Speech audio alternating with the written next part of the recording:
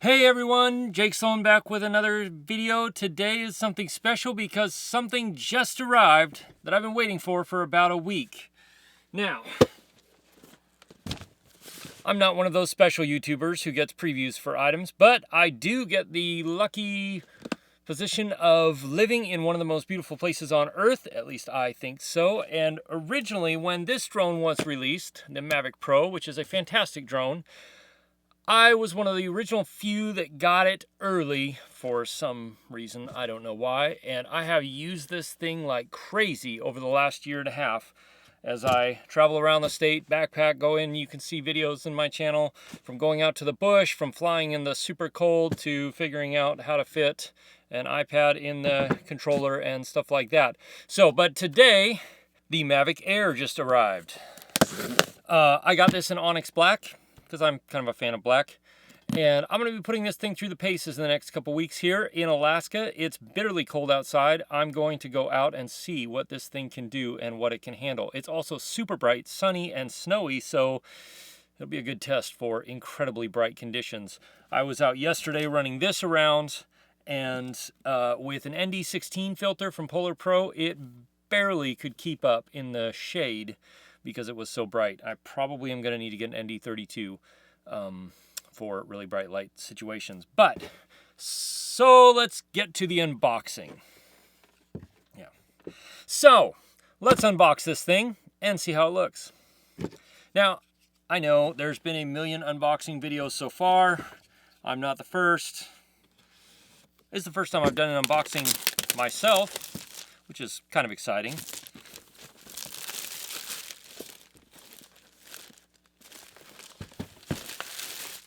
I do like how everybody's following Apple's suit on their packaging. Really nice. So this is the Fly More combo. You can see here. So we have the drone, a carrying case, which I probably won't use, a whole bunch of documentation and other stuff. I think that's it. We'll find out. Propeller guards, which again, I probably will never use. That is a lot of documentation. Manuals. Lots of manuals. Fly More combo. Mavic Air in another language, Mavic Air in another language, controller, battery, etc., etc., etc. I do highly encourage you, if you haven't messed with drones before, read the manual all the way through. It will help you out tremendously. And there'll be a lot less questions asked on forums like, how do you turn it on? Stuff like that.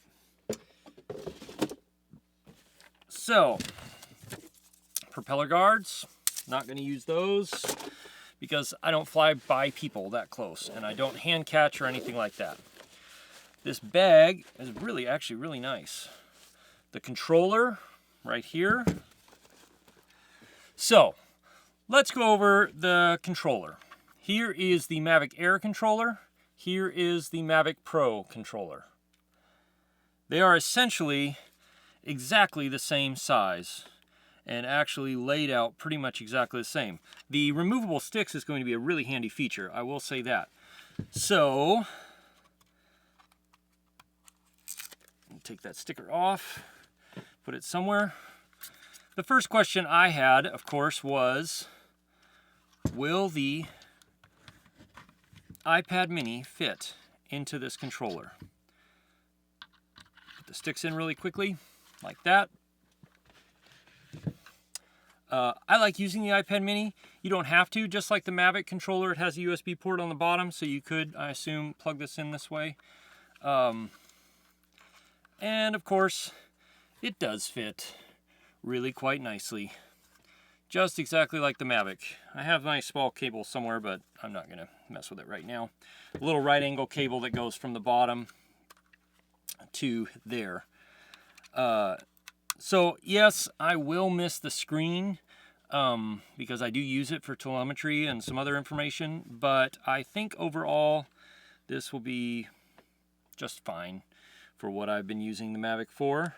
I do like that they got the same size.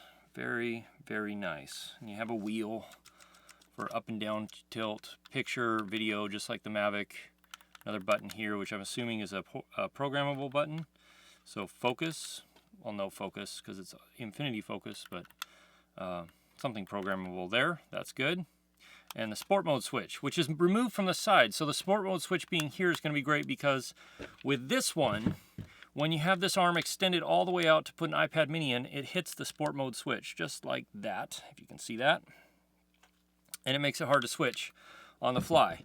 This one won't have that problem. Okay, so next in here we have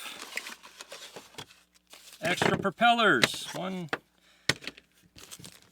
The other cables for whatever you may need, some extra sticks, and another sort of adapter that I'm not going to get into, and then a USB 3.0 to USB-C cable, which is actually really nice. It's super flat. That's kind of cool. I like that. Stick this back in here. And then a USB to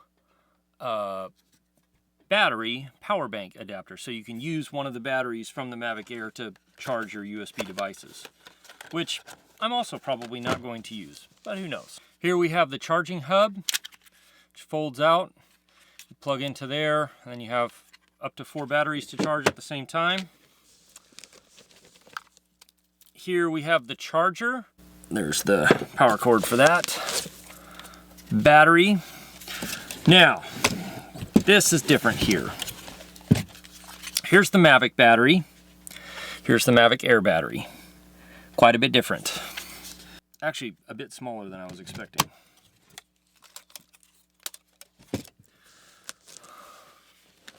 And here's my other battery. So here's 2 batteries, both of which desperately need to be charged because it just arrived. Now, to the main event. Unboxing the Mavic Air. This thing is so small. Here's the Mavic Pro. Here's the Mavic Air.